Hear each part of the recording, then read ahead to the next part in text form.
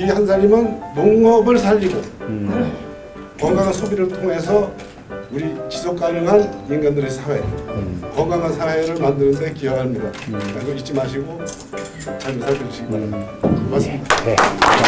우리나라 유기농업과 생명운동을 선도해온 명실상부한 최초이자 최대의 생산자와 소비자가 함께하는 친환경 유기농 생활협동조합 조직이라고 자부를 하고 있습니다. 이 밑에서는 잘 되고 있어요. 근데 중앙당에서는 맨날 쌈박질만 하고 이래 돼가지고서는 정권 교체가 과연 되겠나? 예, 우리 대산의 당원 동지들께서 이렇게 함께 해주시고 특히 어르신 당원들 또 뭐 원로 고문님들까지 이렇게 함께 해주셔서 정말 아주 반갑기도 하고 또 저로서는 너무 든든합니다.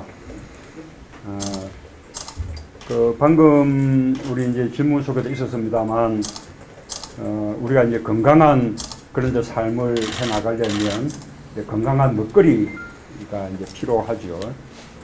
그런데 지금 이제 농민들이 그 건강한 먹거리를 위한 친환경 농산물이나 유기농 농산물을 생산하려고 해도 제대로 이렇게 팔로 확보가 안 되니까 참 하기가 어렵습니다. 그래서 이 한살림의 경우는 그런 유기농을 생산하는 생산자 공동체와 또 그것을 소비하는 소비자 생활 조합하고 연결시켜서 이렇게 유기농 생산자들은 안정적으로 판매를 확보하게 해주고 그 다음에 또 도시의 소비자들은 건강한 먹거리를 또 먹게 만들어주고 그래서 정말 참 이상적인 형태라고 생각합니다.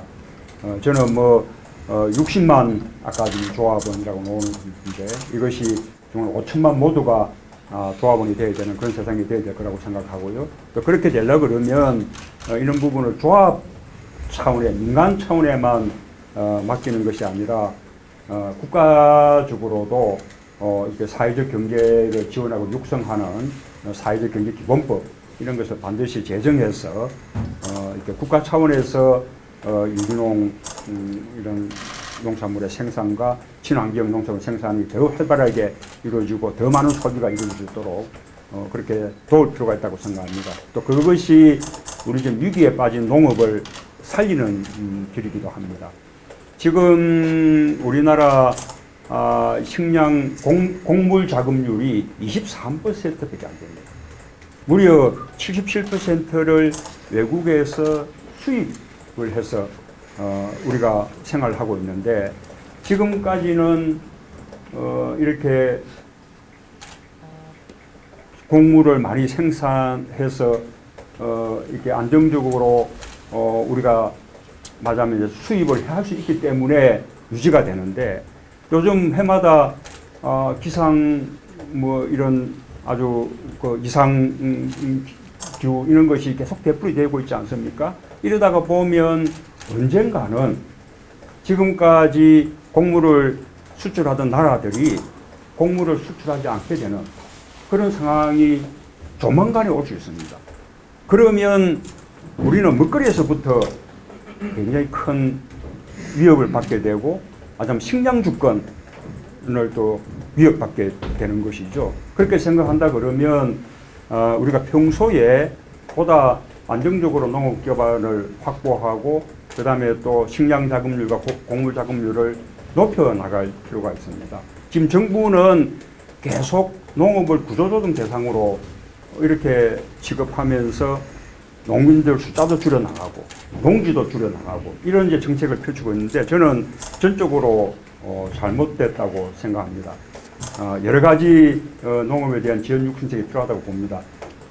우리 지금 우리나라는 세계적으로 FTA를 많이 체결한 나라인데 아마 FTA를 체결할 때마다 농민들은 가슴이 덜컹덜컹 내려앉을 것 같습니다. 특히 근래에 한중 FTA 때문에 우리 농업 분야에 피해들이 많은데 FTA 자체는 전체적으로 통상국가인 우리나라에 도움이 되기 때문에 하지 않을 수 없지만 그러나 피해보는 분야가 생기게 되고 그 피해보는 분야의 대표적인 분야가 농업 분야지 않습니까? 이 피해보는 분야에 대해서는 제대로 된 지원 대책이 있어야 됩니다. 이득을 보는 분야 쪽에서 이득 보는 이득분을 거두어서 그 부분을 피해보는 농업 분야에 지원해주는 이런 이제 균형 있는 정책이 필요한 것이죠. 예, 그렇게 노력을 하겠다는 말씀을 드리고요. 제가 지금 2012년 대선 출마할 때, 그때 쌀 80kg 한가마 그 산지 가격이 17만 원 선이었어요. 그거를 21만 원 선으로 끌어올리겠다고 저도 또 그 당시에 박근혜 대통령도 함께 나란히 똑같이 공약을 했어요. 그런데 쌀값이 올라가기는커녕 점점점 떨어져서 작년에는 그것이 15만 원 선까지 떨어졌거든요.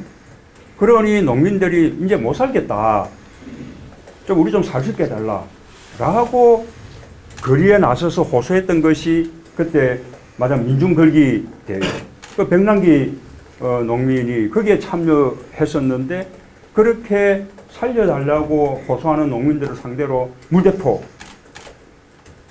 그렇게 쏘아서 그렇게 안타까운 일을 당하게 만들었어요.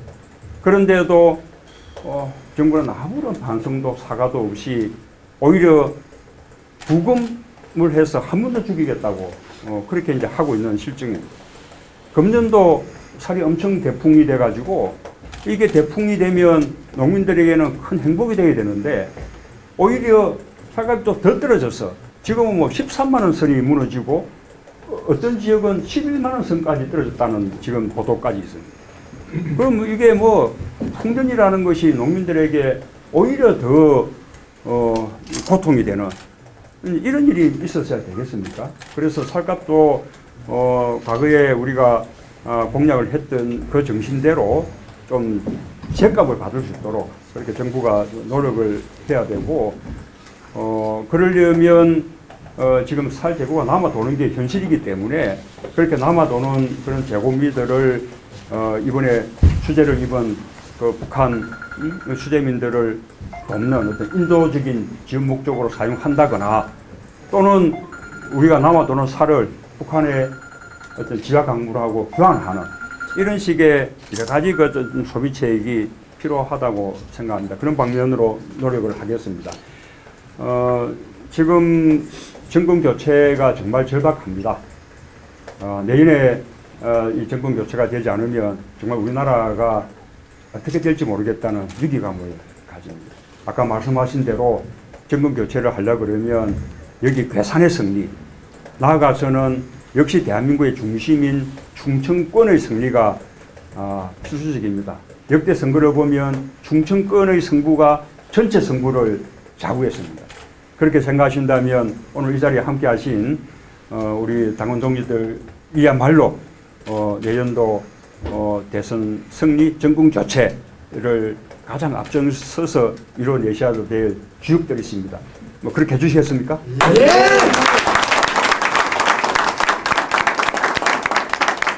지금 정권 교체의 가능성이나 기대는 과거는 때보다 높아졌습니다. 뭐 솔직히 말씀드려서 저희가 잘해서 그렇게 됐다라고 자부하기는 어렵습니다. 국민들이 그만큼 너무 간절해진 거죠. 국민들이 살기가 너무 어려워서 이제는 좀 진짜 제발 좀 바꿔줘야겠다. 옛날에 자유당 시절에 우리 어르신들 다 기억하시겠습니다만 못 살겠다 갈아보자. 지금 그때 그 심정들을 국민들이 가지고 있습니다. 그래서 이런 국민들의 간절함이 정권 교체의 그 가능성, 기대를 그만큼 키워주고 있는 것이기 때문에 우리가 이번에는 기필코 그 국민들의 간절한 열망을 꼭 받들어서 정권 교체라는 그 아주 시대적인 과제를 꼭 우리가 해내야겠습니다. 많이 좋아졌습니다. 아까 우리 중앙당 걱정하셨습니다만 우리 당은 많이 탄탄해졌습니다. 우선은 지역정당도 벗어나서 이제는 또 전국정당이 되고 충청 지역도 지난번 총선 때 훨씬 더 강해져서 그만큼 승리의 가능성이 더 높아졌습니다. 그동안 철벽 같았던 영남 지역의 그런 정치 지역 구도도 많이 이제는 무너졌고요. 또 중앙당은 지금 거의 추미애 당 대표를 중심으로 똘똘 뭉치는 체제가 돼 있어서 다음에 누가 후보가 되더라도 총동원될 수 있는 그런 구조가 되어 있습니다. 또 우리 당의 또 대선 후보군들 얼마나 좋습니까? 뭐 저뿐만 아니라 우리 박문순 시장 뭐 안희정 지사, 이재명 시장, 뭐 김부겸 의원 다들 아주 뭐 행정 경험도 풍부하고 잘 준비된 그런 좋은 후보들이어서 이 후보들이 서로 경쟁할 땐 하더라도 또 경쟁 마치면 함께 힘을 모으는 이런 이제 협력적인 경쟁만 해낸다면 저는 뭐 상대 후보가 누가 되든 또 우리 쪽 후보가 누가 되든 반드시 이길 수 있을 것이라고 그렇게 확신하고요. 그렇게 또 이 좋은 후보들이 함께 힘을 모아서 정권 교체 이후에 다음에 정권 운용도 함께 해 나간다면 그러면 우리가 보다 더 힘차게 개혁도 할 수 있는 그런 추진 동력도 되고 또 정권을 두 번, 세 번 이어나갈 수 있는 그런 원천도 된다고 생각합니다. 그렇게 꼭 될 수 있도록 열심히 해나가겠습니다. 아마 이번에 또 이제 뭡니까 이게 송문선 장관 또 회고록 때문에 막 또 논란이 많아서 아마 이제 걱정들 또 하실 것 같은데요. 이건 걱정하실 거 없습니다. 이게 결국은 저 문재인이 가장 앞서가니까 저 문재인이 두려워서 일어나는 일 아니겠습니까? 예. 그리고 민생 파탄 거기다가 최순실, 우병우 이런 정말로 어떤 뭐 권력 실세들의 국정농단 그다음에 비리 또 우리 백남기 그 농민에 대한 부금 문제 이런 것을 가리고 국면 전환하기 위해서 다시 또 색깔론 덤비는 거 아니겠습니까? 그러나 이런 그 새누리당의 시도는 결코 성공할 수 없을 것입니다. 국민들이 그 저희를 다 간파하고 있지 않겠습니까? 지금 와서 10년 전에 일 가지고 선거에 앞두고 다시 또 색깔론 새누리당에 늘 고집병이 다시 도지는 건데 그것이 국민들에게 먹히겠습니까? 저는 국민들이 이 상황을 냉정하게 그렇게 판단해 주실 것이라고 믿고요. 하나만 더 이제 또 말씀을 드리면 정말 새누리당 이명박 박근혜 정권 이렇게 9년 동안 정말 경제에 철저하게 실패하지 않았습니까? 정말 경제에 무능하다는 게 확인됐죠. 경제만큼은 새누리당이 더 잘할 거다라는 말이 새빨간 거짓말이었어요. 그래서 이제 국민들은 더 이상 새누리당이 경제에 유능하다는 말에 속지 않습니다. 이제는 다시 정권 맡기기 어렵겠다라고 인식하고 있습니다. 그러니 이제 새누리당은 이제는 안보 프레임에 기대어서 또 내년 대선을 치르려고 하는 것 같습니다. 그런데 안보는 과연 새누리당이 유능한 것입니까? 이명박 박근혜 정권 9년 동안 경제 실패 못지않게 안보도 남북관계도 철저하게 파탄나지 않았습니까? 국민들은 북한의 핵무기 때문에 불안하고 이제 전쟁을 걱정하게 돼요. 그야말로 안보 무능한 거죠. 새누리당은 경제만 무능한 것이 아니라 안보도 무능하게 짝이 없는 정당입니다. 국정 운영의 두 기둥이 하나는 경제, 하나는 안보인데 경제도 무능하고 안보도 무능하고 이런 정당에게 다시 정권을 맡길 수 있겠습니까? 그게 비하면 과거에 김대중 노무현 정부 때 안보 얼마나 든든했습니까? 김대중 정부 때는요 2차례 서해전을 겪었는데 두 번째는 기습당했죠. 다 연평해전 영화 보셨지 않습니까? 우리가 기습당했지만 굳건하게 격퇴했죠. 북한이 우리 NLL 남쪽으로는 한 발자국도 못 내려왔어요. 철동같이 NLL을 지켜냈습니다. 노무현 정부 때는 북한하고 군사적 충돌이 단 한 건도 없었습니다. 북한하고 군사적 충돌 때문에 우리 국민이나 장병들이 아깝게 목숨을 잃거나 다치거나 한 사람이 한 명도 없습니다. NLL 남쪽으로 넘어오려는 시도 자체를 북한이 아예 하지 못했습니다. 우리가 예방적인 안보를 한 거죠. 그래서 정말 지금 현재 지금 다시 색깔론 이렇게 제기하고 그다음에 그 10년 전 상황을 가지고 논란하는 새누리당에게 안보 국민의 정부와 참여정부만큼만 하라. 그렇게 말하고 싶습니다. 동의하시죠? 예.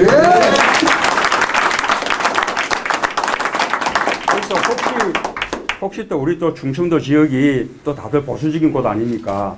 다들 안보 때문에 걱정하는 말씀하시면 이제는 자신 있게 말씀하십시오. 안보 우리가 훨씬 잘한다. 새누리당 정말 안보 무능하다. 실패했다. 그러니 이제는 경제도 안보도 우리 더불어민주당에게 맡겨라. 자, 그렇게 자, 자신 있게 말씀해 주십시오. 자, 그렇게 해서 다음 대선 꼭 이깁시다. 더불어! 화이팅! 문재인! 화이팅! 결산! 화이팅! 고맙습니다.